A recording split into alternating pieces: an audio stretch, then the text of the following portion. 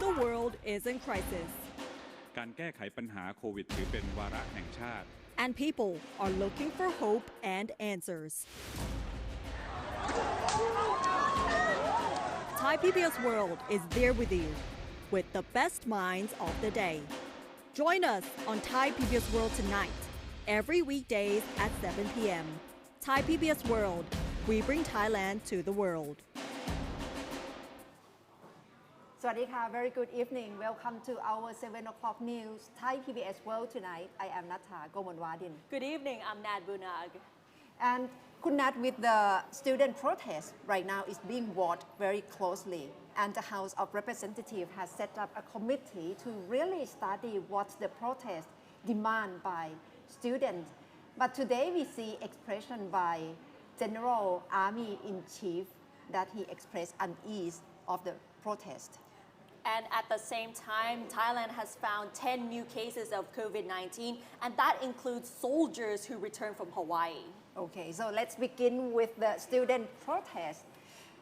One day after the House of Representatives agreed to set up a committee to really set up an extraordinary House committee to study political demands by student activists. Army Commander-in-Chief General Apirat Krongsompong today expressed unease at what he sees as their attempts to blemish the monarchy. He said it was obvious from some of the posters and speeches made by student activists during their demonstrations and on their online platforms that they were targeting the monarchy. I am sure that many people are disturbed by them, he said, apparently referring to criticisms from many quarters at what they see as anti-monarchy messages conveyed by the demonstrators. In a series of demonstrations since last Saturday, the students aimed their attacks mostly at Prime Minister Prayut and the military. But at certain points, some also made veiled references to the monarchy. The House yesterday voted overwhelmingly to set up a non-partisan House Extraordinary Committee to study demands made by the students. The decision to set up the House Committee followed a heated debate on the ongoing student demonstrations, with opposition MPs taking aim at Prime Minister Prayut Chan-o-cha, whom they accused of being responsible for all the political ills facing the country. They used the House forum to echo demands made by the students for the House of Representatives to be dissolved to pave the way for a new election and the current constitution to be rewritten to make it more democratic constitution. Speaking to reporters today, the Army chief warned the students against tarnishing the monarchy. Earlier this week, Prime Minister Prayut Chan-o-cha also issued a similar warning, telling the students not to cross the line. His voice choked with emotion. General Apirat also referred to what he described as a conspiracy theory, with the students being part of what is seen as a movement to destabilize existing establishments.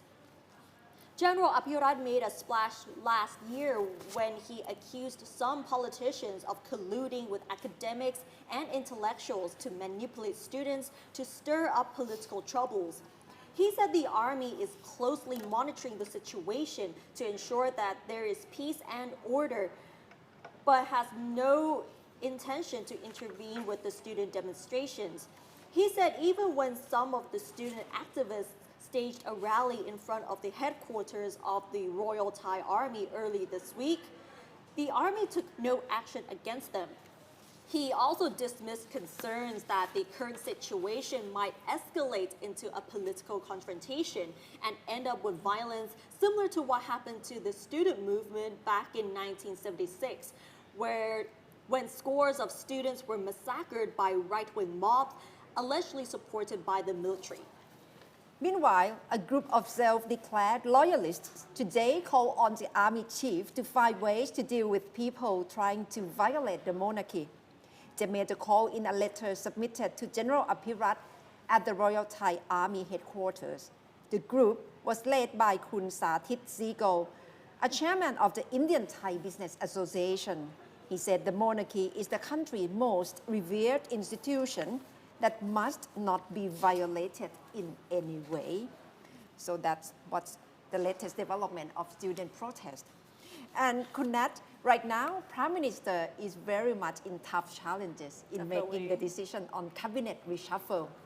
And he still have time to make a decision, but it has to be very tough decision indeed, because there are so many negotiation and speculation going on of how he is going to make cabinet reshuffle. Prime Minister Prayut Chan-o-cha today is still mum on his cabinet lineup, especially on his choice of energy minister.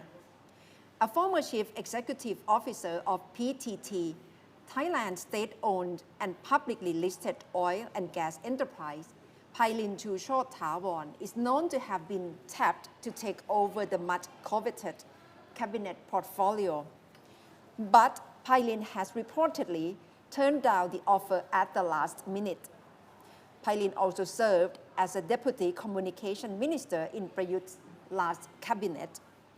Now the focus has shifted to another energy expert, Suphattanapong Panmichao, the former chief executive of PTT Global Chemical, a subsidiary of PTT, is reportedly Prime Minister Prayut's latest choice as energy minister. Suphattanapong, who currently also serves in the Prime Minister's advisory panel, resigned from the supervisory board, PTT Global Chemical, yesterday, further heightening speculation about his appointment as energy minister. Prime Minister Prayut has been resisting pressure from the new leadership of Palang Pracharat Party to appoint one of its top executives, Surya Jungrungrungkit, to take over the post. Surya is currently the industry minister.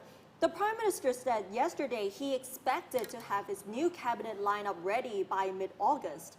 The ongoing cabinet reshuffle is seen as a major test of Prime Minister Prayut's political leadership. The Prime Minister has been maintaining that he has the final say on the cabinet reshuffle, but critics doubt whether he can fight off pressure from coalition partners who want a bigger share of cabinet seats. Yes. And very high-profile case is in relation to Red Bull case of the heir of Red Bull who have car crash years ago.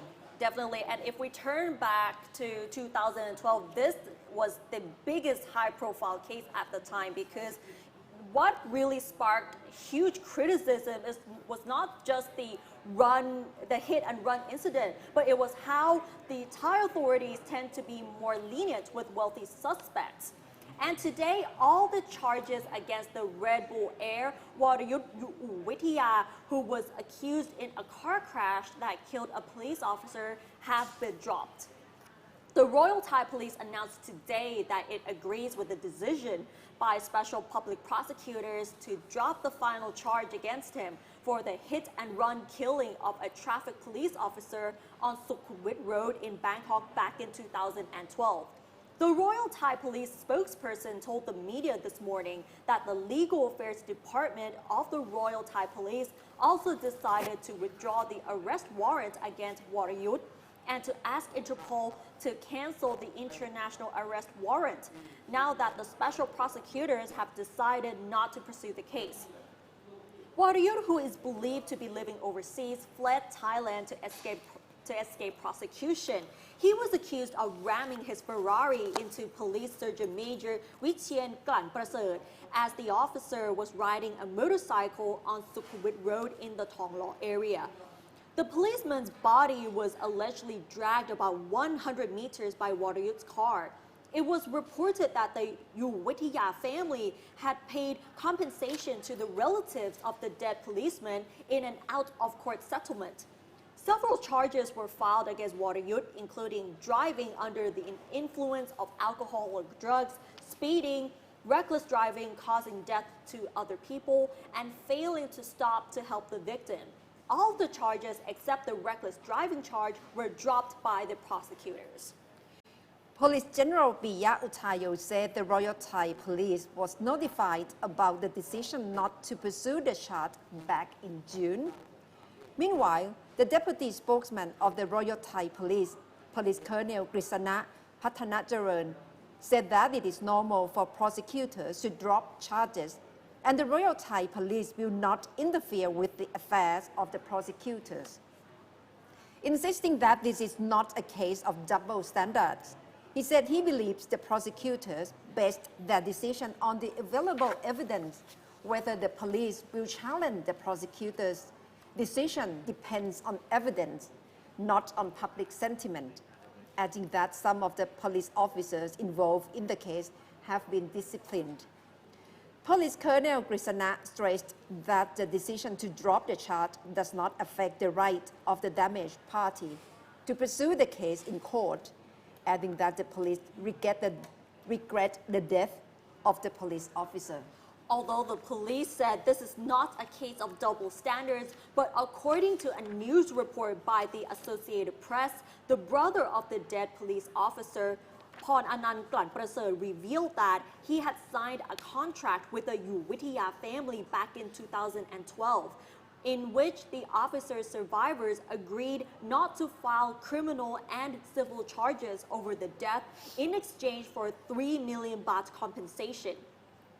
He expressed regret over the decision of prosecutors to drop charges, stating that it hurts his feelings a lot as it shows no justice for the poor. He also said that Thailand has a very wide gap between the rich and the poor in every aspect, and this case is a very clear example.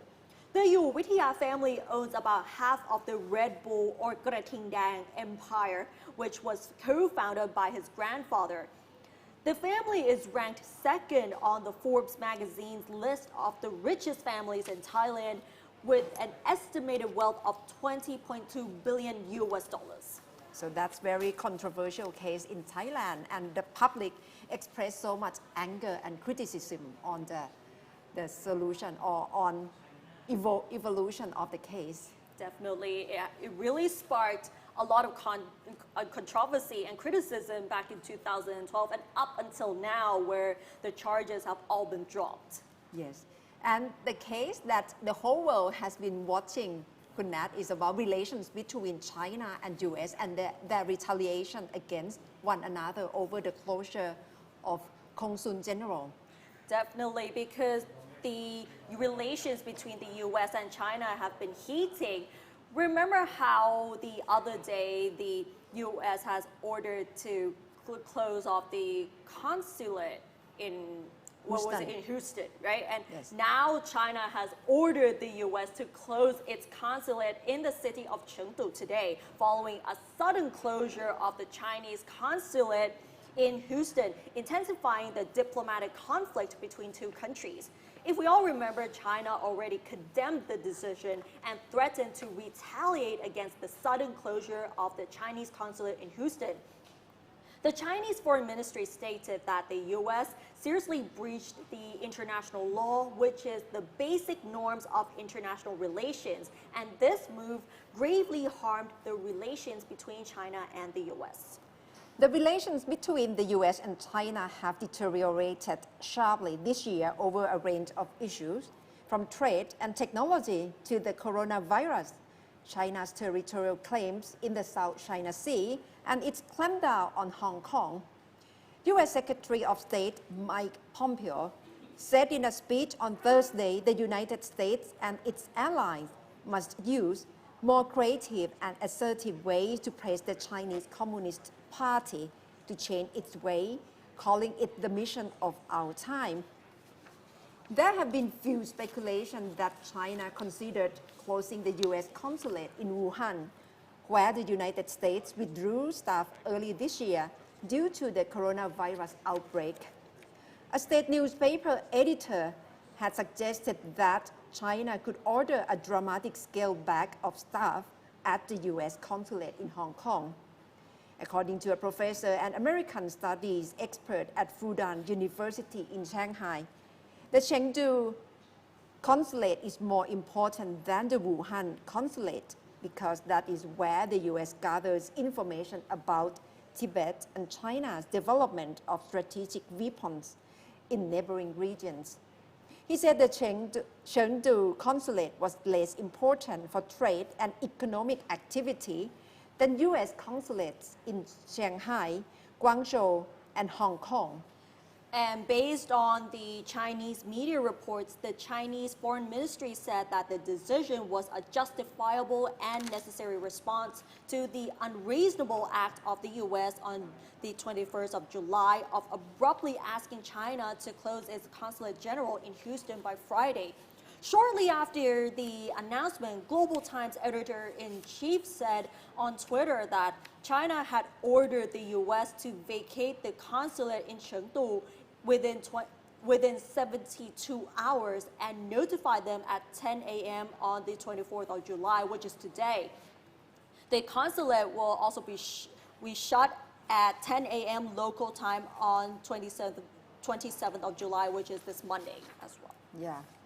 So according to commentators and many analysts, they see that this is intensification of Cold War ideology between the U.S. and China. And we don't know how this will evolve from this point.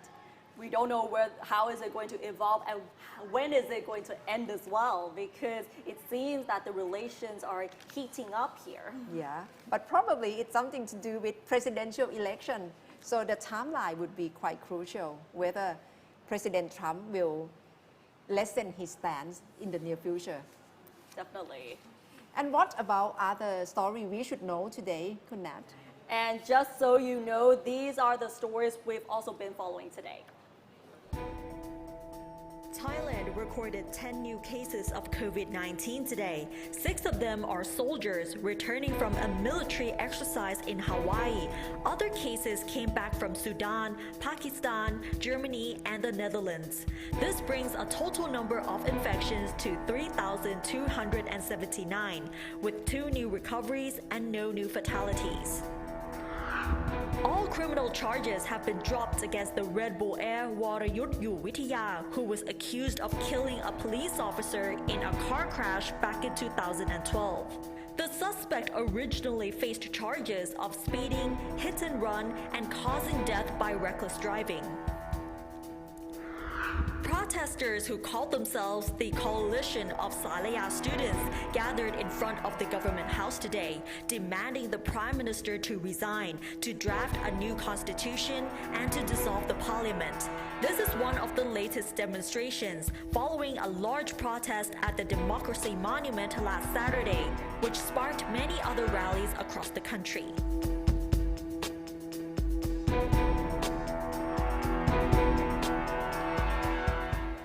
And Kunat, it has been controversial in Thailand for quite a while for the man who was called the first serial killer in Thailand, or Siui. His corpse was shown in a museum for quite a while, but then people asked whether the justice has been done for him. But finally, his corpse has been through cremation yesterday.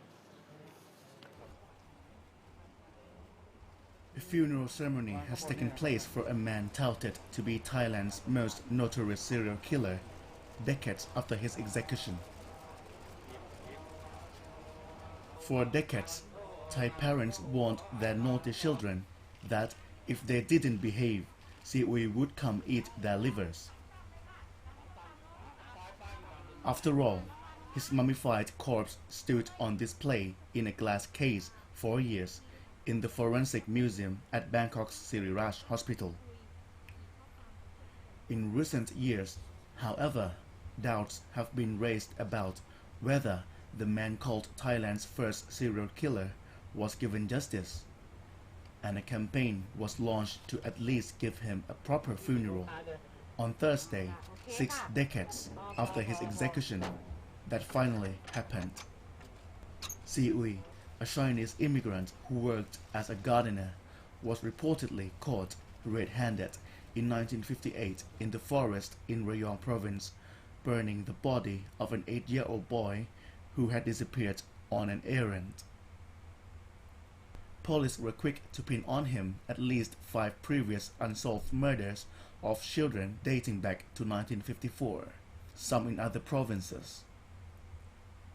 Lurid newspaper accounts detailed how he supposedly relished eating their hearts livers, and intestines. He was found guilty of murder and executed by firing squad on September 16, 1959. His body was handed over to Siriraj Hospital for what was described as medical study. The truth about Siui's case is difficult to confirm. And the villager said that maybe he not do anything wrong. Maybe he's the innocent people. But we cannot find out what happened last 60 years ago. But what we can do is to return dignity. Only in the last decade have doubts about Siui's guilt garnered much interest. After several television documentaries pointed out discrepancies in the evidence, they sparked the launch of an online petition in 2018 to stop labeling Siui as a cannibal and give him a proper funeral. Siriraj Hospital revealed the matter last year, removed the sign on his display case calling him a cannibal, and then withdraw his body from public view. And regarding COVID-19 situation right now, for anyone who would like to arrive in Thailand have to go with state quarantine for 14 days, and it's become normal practice. Even though some may raise question whether there is exception for some VIP, but for ordinary citizens who arrive in Thailand have to go under state quarantine. And how is life under state quarantine? Right now we have Kun Umar Farooq Khan joining us live from quarantine. Good evening, Umar. Good evening. สวัสดีครับ สวัสดีค่ะ Where are you right now? Can you tell us? Thank you so much, Kunata and Kutnat. Right now, I am in the Kin Hotel, which is in the Bangkapi province, and it's one of the hotel which is chosen by the government as a state quarantine, alternate state quarantine. So it's alternate state quarantine. Did you make your own choice to stay at the hotel? Actually, there was a list of hotels in which we can choose that wherever we want to stay. But at that time when I was booking the hotel, it was only 15 hotels. But right now in the list is 35 hotels of choices. So if you're arriving into Thailand, you should book at your room prior to your departure before you are arriving in Thailand. When did you arrive Thailand, Umar? I arrived on the 12th of July, so it's my 13th day in the alternate state quarantine in Thailand. And believe me, I'm really happy to be back because I have a lot of things to do here. And of course, the time is passing really fast. And in this video, I will also give you some tips and tricks to how you can pass the 14 days of quarantine. Yeah, so let's share with us what's the tips to go through all the 14 days. Okay, so people are thinking that these 14 days of quarantine or 15 days of quarantine is a bit boring period for them because it's just one room you're sitting inside and a hotel.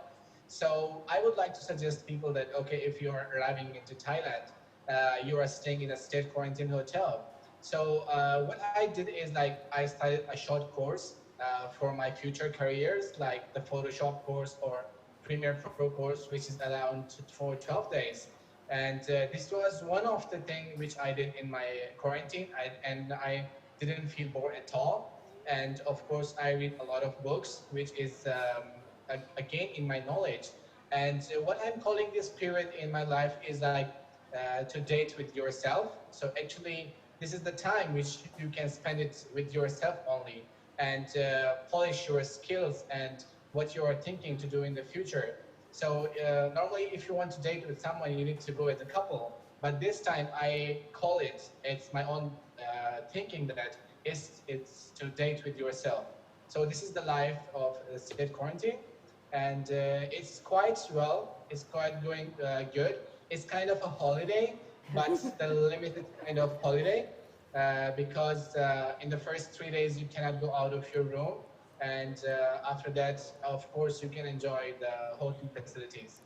You seem to be very productive. Actually, I need to be productive because at this time of if I just sit and watch movies and dramas, I will just waste my time. But other than that, I need to polish my skills for my future career. So I'm also doing that, and I'm also reading books. I'm also, just working and writing reports for myself. So it's a good time I passed here. And I wish that everyone who is coming here, they should do some activities. Otherwise, the 14 or 15 days of time in the state quarantine, it will be very longer for them. That's definitely a very good idea. So during your quarantine, how often do you have to get tested for the virus? Okay, so this is a very good question. Right now, as we can see that from 4 continents, people are trying to reach out Thailand and they are coming to Thailand. But unfortunately, there are no chartered flights coming inbound or outbound flights from Thailand. And once we arrived, after the 3rd day of our stay, we got tested, and you are getting the results in almost 3 days again. So on the 6th day, if your test is negative, then you can enjoy the facilities which the hotel are giving, and you can go outside, you can have a walk.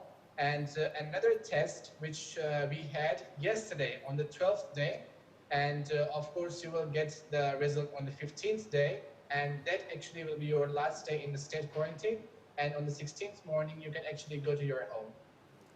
Uma, how did you commute from the airport to the hotel? Has someone picked you up from the quarantine?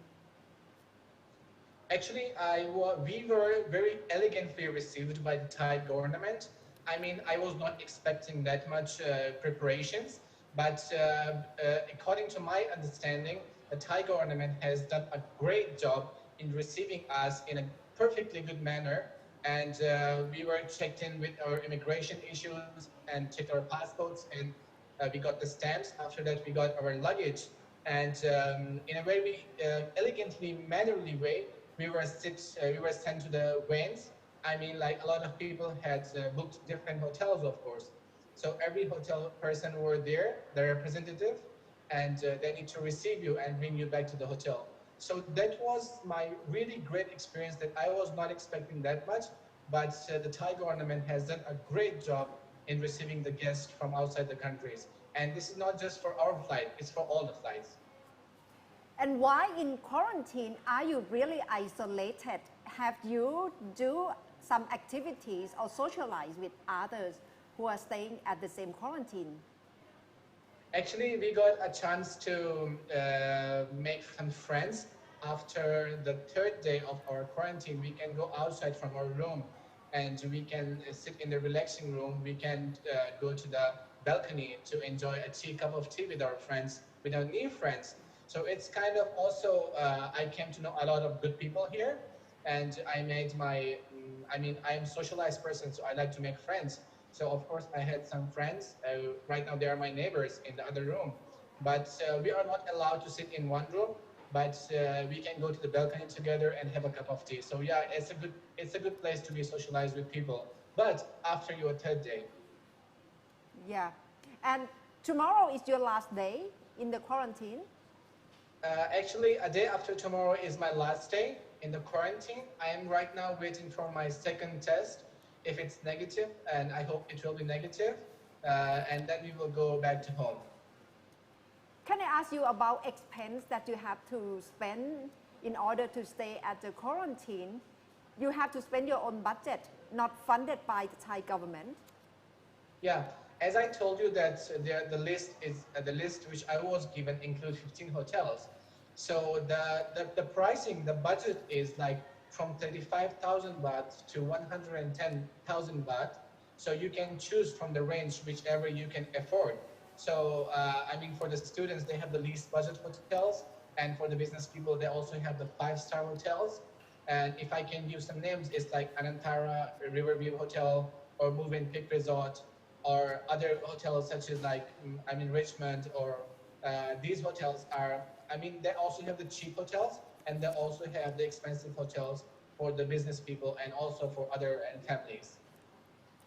Uma, I understand that you you come from Pakistan. How the situation over there in terms of COVID-19? Right now, in the start, if you remember, we had a conversation about this earlier.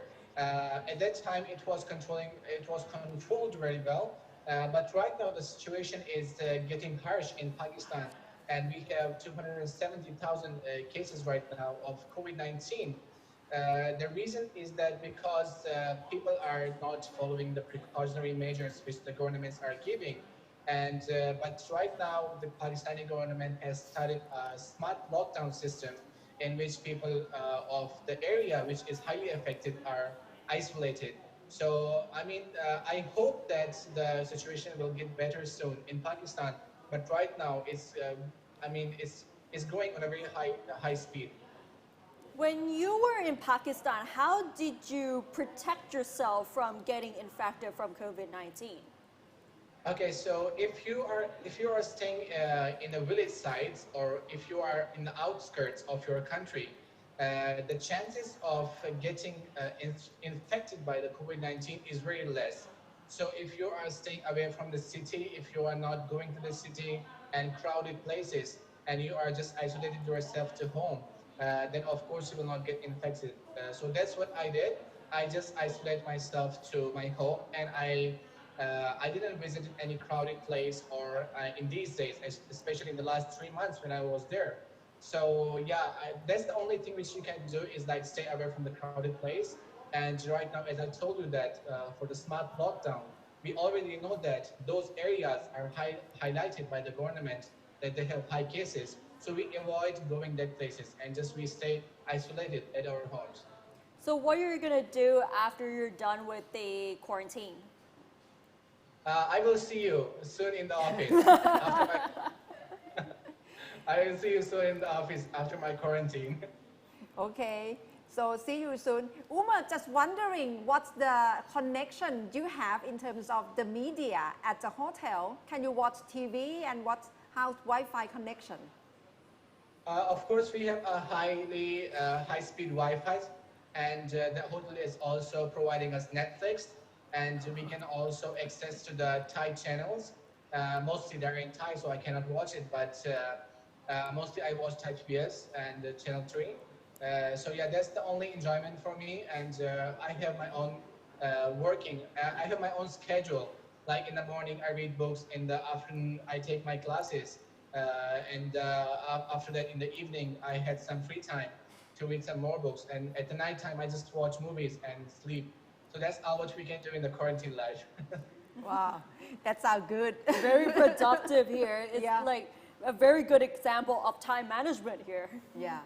Yeah, Okay. exactly. You need to be really careful with your time management, especially in the quarantine time. Okay. Thank you very much, Uma, for joining us and sharing your experience on your life so much. in quarantine. Thank you. Thank Thank you. you.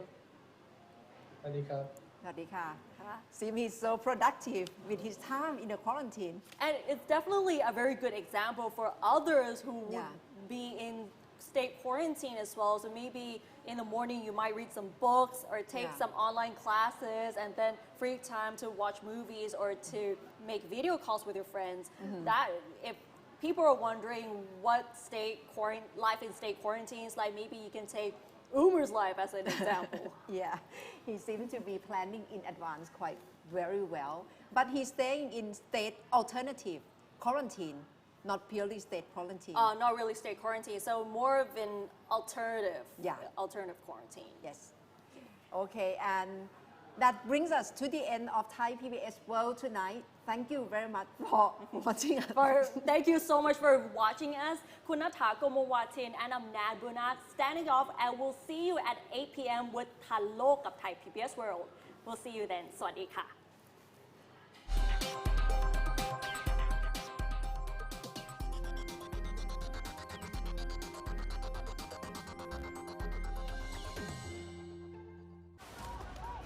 When the world is in crisis การแก้ไขปัญหาโควิดถือเป็นวาระแห่งชาติ and people are looking for hope and answers, Thai PBS World is there with you with the best minds of the day. Join us on Thai PBS World Tonight, every weekdays at 7 p.m. Thai PBS World, we bring Thailand to the world.